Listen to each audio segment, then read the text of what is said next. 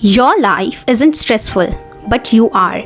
Same 24 hours, same world, yet some people are calm and some are breaking.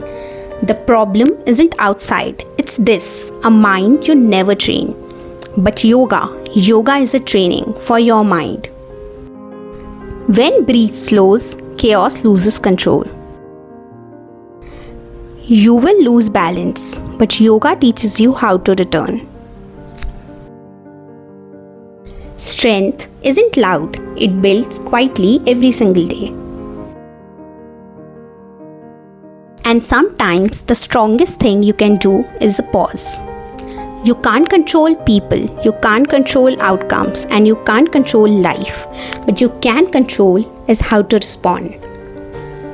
That's yoga, not just a practice, it's a power. So this International Yoga Day, just train your mind and transform your life.